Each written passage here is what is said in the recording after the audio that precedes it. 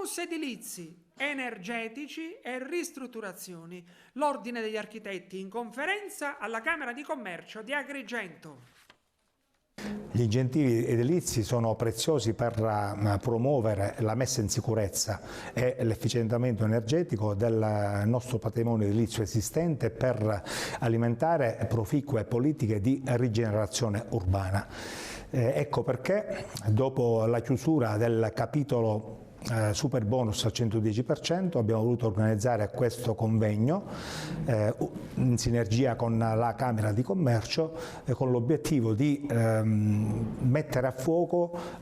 tutti i bonus edilizi rimasti in vita per il 2026 grazie alle leggi finanziarie dello Stato e della Regione Siciliana approvate negli ultimi giorni dello scorso mese di dicembre. Al convegno sono intervenuti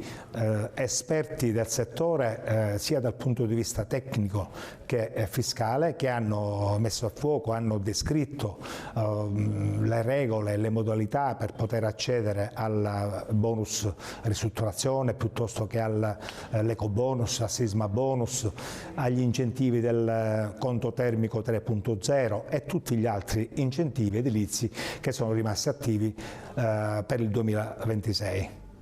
Oggi con l'Ordine degli Architetti di Agrigento abbiamo parlato di bonus edilizi, in particolare dell'intervento fatto dalla legge di bilancio 2026 che va in continuità rispetto alla legge di bilancio 2025, quindi abbiamo affrontato le tematiche relative alle aliquote applicabili e alla dicotomia che si applica al 50 o al 36 a secondo della condizione soggettiva del contribuente. Ovviamente abbiamo anche parlato di bonus che sono ormai terminati, i super bonus o il bonus eliminazione delle barriere architettoniche, per poi concludere con il bonus mobili. Si è svolto ad Agrigento questo interessante convegno organizzato dall'Ordine degli Architetti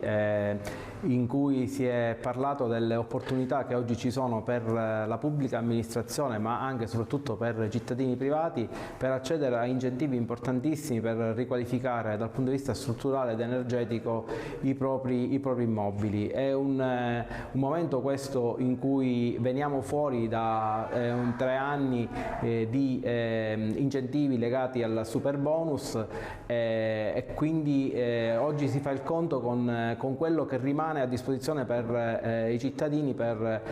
appunto efficientare e ristrutturare i propri immobili. Gli interventi sono stati qualificati, il mio in particolare ha posto un focus sul conto termico 3.0 che è già uscito e che a breve sarà possibile partecipare attraverso il form che il GSE metterà a disposizione. È un'occasione da non perdere perché appunto si possono efficientare gli immobili per i privati cittadini fino al 65% di contributo a fondo perduto, per le pubbliche amministrazioni addirittura il contributo può arrivare fino al 100%. Quindi è davvero un'occasione per poter ristrutturare ed efficientare i propri immobili da non perdere.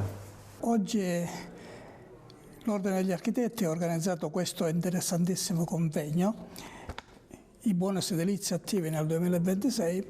che noi come Camera di Commercio abbiamo l'onore di ospitare. C'è il nostro patrocinio, anche perché è un tema interessantissimo che coinvolge, oltre ai tecnici, coinvolge anche le aziende, coinvolge i cittadini. E oggi avremo dei chiarimenti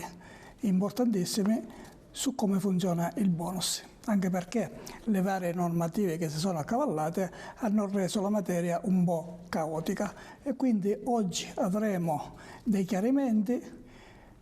utilissimi ai tecnici, alle imprese e utilissimi anche ai cittadini che vorranno usufruire del bonus edilizio.